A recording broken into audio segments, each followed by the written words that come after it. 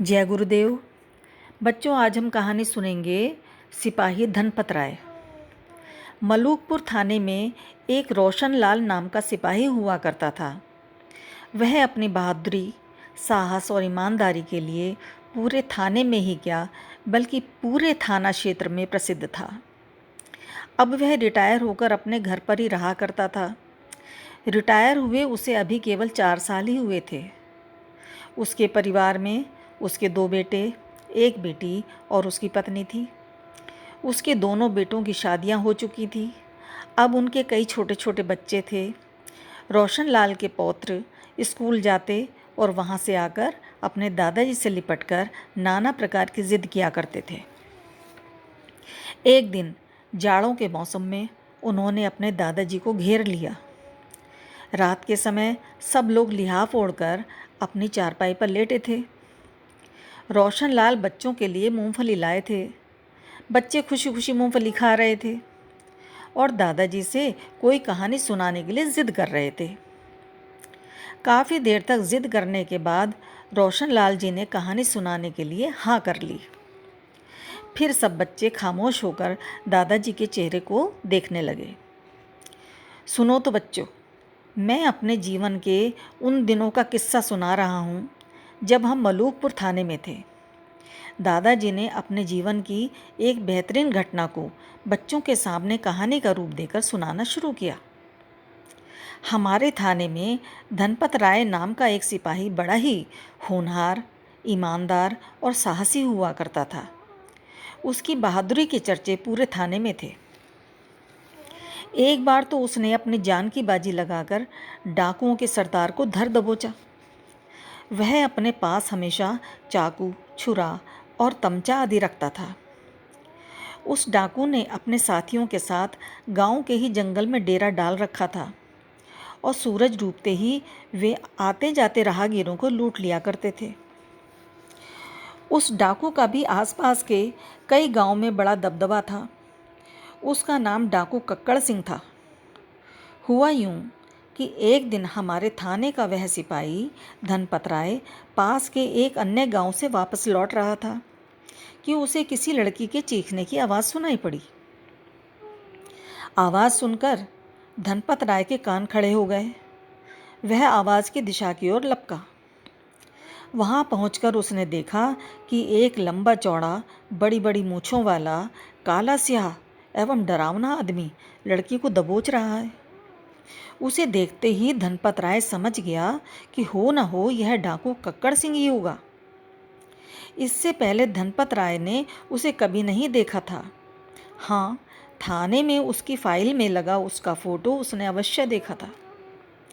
कक्कड़ सिंह को एक लड़की के साथ दुर्व्यवहार करते देख धनपत राय के तन बदन में आग लग गई। साहसी तो वह था ही। उसने आव देखा न ताव उसकी ओर झपटा।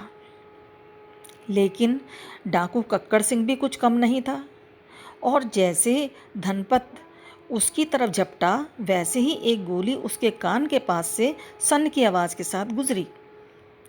परंतु धनपत राय ने अपनी बहादुरी का परिचय देते हुए उसके ऊपर जंप लगाई और आनन फानन में वह कक्कड़ से गुत्थम गुत्था हो गया।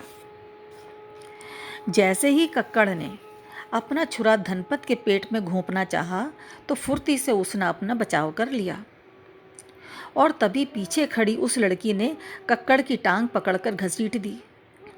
धनपत राय को मौका मिल गया और उसने कक्कड़ के हाथ से छुरा छीन लिया।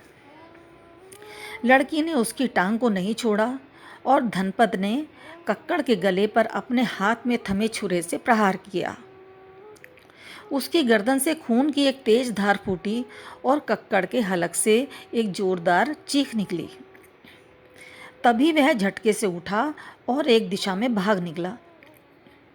छुरा उसकी गर्दन पर काफ़ी जोरदार लगा था और उसके भागने की लड़खड़ाहट बता रही थी कि वह कुछ दूर आगे जाकर गिर जाएगा। किंतु धनपत राय ने उसके बारे में कुछ नहीं सोचा और वह उस लड़की को साथ लेकर थाने में आ गया। जब थाने में लड़की के बयान लिए गए तो पता चला कि वह लड़की गांव के प्रधान की लड़की है। फिर उस लड़की ने बताया कि उसके पिताजी और डाकू कक्कड़ की कोई पुरानी रंजिश है।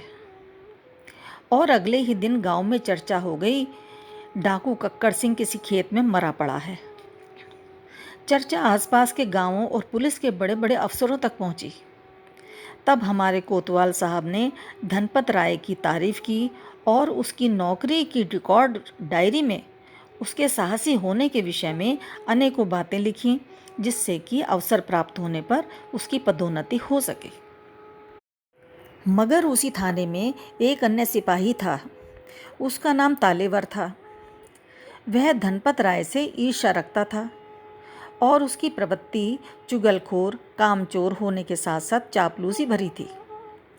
उसने अफसरों के कान भरने शुरू कर दिए कि धनपत राय तो डाकुओं से मिला हुआ है, न जाने रात को अपने कमरे में क्या क्या ठोका पीटी करता रहता है, और रात को उससे मिलने न जाने कैसे कैसे लोग आते हैं जिनके साथ वह जंगल की तरफ जाता है। एक दिन डीआईजी साहब मुआयने पर आए हुए थे।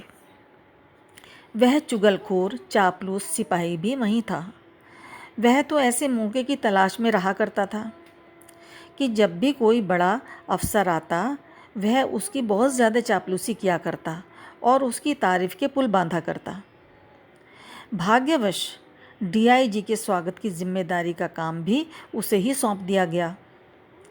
उसने डीआईजी साहब की खूब आवभगत की और बातों बातों में धनपत के बारे में उल्टा सीधा कहने लगा। तब डीआईजी साहब ने कोतवाल साहब से पूछताछ की। कोतवाल साहब के टोकने पर सिपाही तालेवर ने कहा, मैं आपसे झूठ नहीं बोल रहा हूँ, मैं आपको आज ही करिश्मा दिखा सकता हूँ। यदि मेरी बात गलत हो तो हुजूर मेरी गर्दन आपके सामने हाजिर है। किंतु रात के समय लगभग 1 बजे आपको मेरे साथ चलने का कष्ट उठाना पड़ेगा। डीआईजी साहब और कोतवाल ने उसकी बात को स्वीकार किया। रात को जब 12:30 का टाइम हुआ तो धनपत राय के कमरे से रोज की तरह ठक ठक, अटेंशन, खटखट की आवाज़ आने लगी। चुगलखोर सिपाही तालेबन ने उन आवाज़ों को सुना। वह फौरन दौड़ा दौड़ा डीआईजी साहब के कमरे की तरफ आया। कोतवाल साहब तथा डीआईजी साहब उस समय कुछ जरूरी वार्तालाप कर रहे थे। अतः तालेवर को देखते ही वे समझ गए कि वह इस समय उनके पास किस काम से आया है। वे दोनों तुरंत उसके साथ चल दिए। धनपत राय के कमरे पर पहुंचकर उन्होंने किवाड़ों से अपने कान सटा लिए। वास्तव में उसके कमरे से खटखट ठक ठक की आवाज़ आ रही थी। उस समय कमरे में हल्का प्रकाश फैला हुआ था। उन्होंने दरवाज़ा खटखटाया तो धनपत राय घबरा गया, परंतु बार बार दरवाज़ा खटखटाए जाने पर उसने कमरे का दरवाज़ा खोला।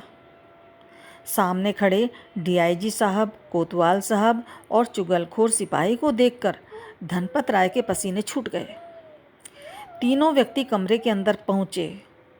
वहाँ हल्के प्रकाश में सबने देखा कि सामने की दीवार में एक आदमकद शीशा लगा है और सिपाही धनपत राय ने इंस्पेक्टर की वर्दी पहन रखी है। उसे देखकर डीआईजी साहब का चेहरा गुस्से से लाल हो गया। उन्होंने कहा, नौकरी सिपाही की, वर्दी इंस्पेक्टर की, बदतमीज़, बेवकूफ़ बनाते हो हमारा। रात में तुम इंस्पेक्टर की वर्दी पहनकर डाकुओं से मिलते हो।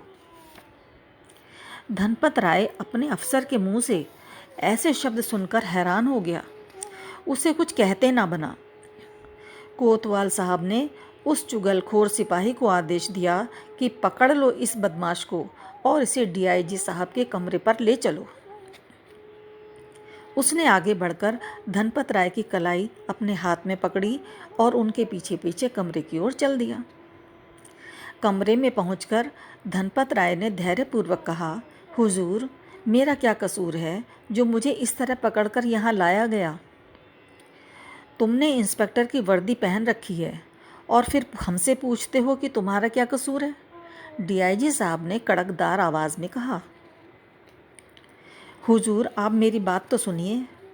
धनपत राय जल्दी से बोला, जब मैं अपनी पढ़ाई ख़त्म करके कॉलेज से निकला था तो मेरे गुरुजी ने मुझे एक बात समझाई थी कि बेटे, अपने जीवन में सदा ईमानदार बने रहना, मेहनत से जी ना चुराना। ऐसा करने पर तुम जो बनना चाहोगे वह बन जाओगे। साहब, मुझे तो इंस्पेक्टर बनना है, इसलिए मैं यह वर्दी पहनकर एकांत में अभ्यास करता हूँ।